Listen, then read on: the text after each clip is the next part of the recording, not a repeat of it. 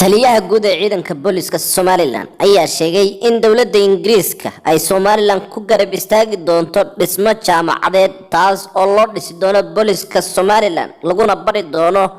arrimaha xuquuqul insaanka iyo si ay u kororsadaan aqoontooda. taliyaha oo socdaal ku marahayay qaybo kala duwan oo ka tirsan deegaanada Somaliland ayaa ciidanka booliska Somaliland ku dhiirigeliyay in ay u dadaalaan la dhaqanka bulshada iyo sidii ay bulshadooda uga qabtir lahaayeen ilaalinta iyo sareynta sharciga. taliyaha booliska Somaliland ayaa sheegay in dawladda Ingiriiska ay bisha March ka hirgelin doonto deegaanada Somaliland jaamacad aad tayadeedu u sareysa taas oo ka bixi doonaan March Ingiriiska dhisay waa jaamacad weyn oo qurux badan oo hurdadii oo wixii oo rag baan gelinay ayadan 30 nin baa lagu talagalay 8 year been 30 nin ka baxday waa la gelinay dadkii la reform gareeyo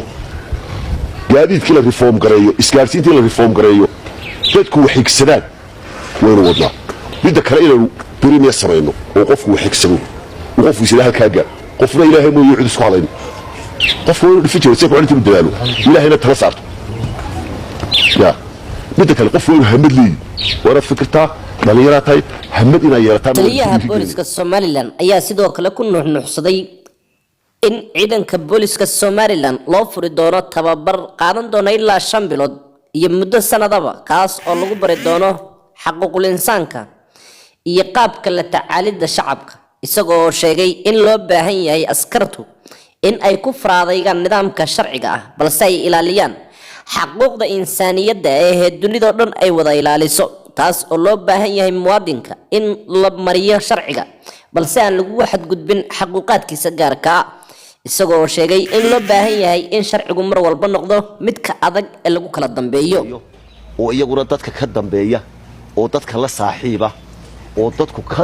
iska baydo qofka sharciga ku qabanayo la barto waliba waxa imika jirta saddex wax ciidamada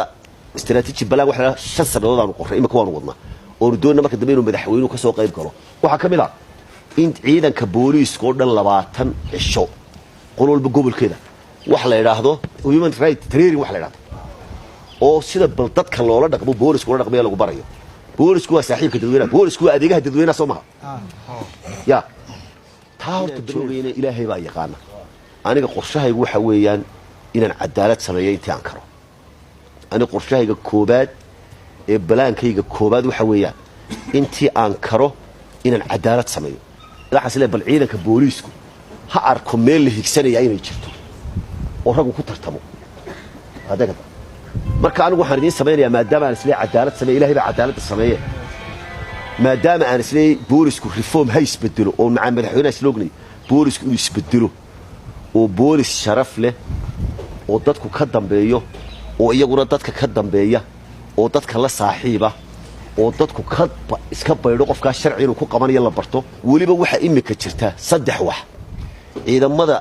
istiraatiiji balaan waxa 5 sanadood aan qoray imika waan wadnaa oo doonana marka dambe inuu madaxweynuhu ka soo qayb galo waxa kamid ah in ciidanka booliska oo dhan 20 cisho qololba gobolkeeda wax la yiraahdo human rights training wax la yiraahdo oo sida bal dadka loola dhaqmo booliska loola dhaqmo lagu barayo boolisku waa saaxiibka dadweynaha boolisku waa adeegaha dadweynaha Soomaha ya taawta bariin faham qofka sharciga ku qabo ku adkee laakiin insaan ahaan iyo islaam ahaan wuxuu ku leeyahay hagaaji waa inuu qofku markaa fahmaa in cadaaladda halkan tahay doonina saraakiil yar inaanu soo saaro oo imika in dhalinyaro saawbo waana khasab taas waynu dabar go'ayna hadii kale ilaa dadkan ummadda caalamka nahay xilka u weynay saaran wayna rag dhalinyaro soo baxaan oo ciidamada xukuma oo shaqeeya oo qaranka bedela waanu wadnaa oo istiraatiiji balaanka ku jirta isla soconaa hadda kana marsa March Ingiriiska dhisay waa jaamacad weyn oo qurux badan oo hurdadii oo wixii oo rag baanu gelinay ayadan 30 nin baa lagu talagalay 1 year been 30 nin ka baxday waa la gelinay dadkii la reform gareeyo gaadiidkii la reform gareeyo isgaarsiintii la reform gareeyo dadku wax xigsadaan waynu wadnaa midda kale inaynu بريمير سمينو وقفوا وحكسبوا وقفوا يصير هالكاجا قفنا إلهي مو يعود سكالين قفوا الفجر يسيبوا عليه بالدلالو إلهي لا ترسعت يا بدك القفوا همد لي ورا فكرتها دليراتي همد إنا يرتانا ورد كل يفكرني marka waxay noo balana koow cadaalad ilaahayna annagana hana waafajiyo noogu duceeya talabaad waxa weeyaan waxaynu ku ballamaynaa inaynu xidhiidhka inaga iyo dadweynaha noo dhexeeyo wanaajino aan iska ilaalino qodobka dadku waa dadkeennii waa kala raba inaynu bedelo kaasuna waa mid waxa kaloo laynaga rabaa in meel ay higsataan baan idiin samaynaynaa oo ku dhiirataan hebelow gaadh qofkii wax la yimaado darajo ha noqoto lacag ha noqoto dhiirigelin ha noqoto bedel wanaagsan meel wanaagsan geyn ha noqoto dalaco meel hadal ku qoran ha noqoto xilkuna waa dalacad darajaduna waa dalacad laba dalacadood mid uun baan rabaa inaynu isku ballanayno ka korro isdhex fadhigii hore ma jirayo ogaada imika taa isdhex fadhigii hore ee la isdhex fadhiyay ma jiro committed waxaan ku ahay qarankan horena dhiig baan ugu soo daadiyay waan soo dagaalamay imikana intay igu hadhay inaan kiciyaabaan doonay oo wixii aan u soo dagaalamay dawladda baynu dubinay system kii ka wanaagsan inaynu helo anu kaasaan diyaar u ahay dabadana waan haynayaa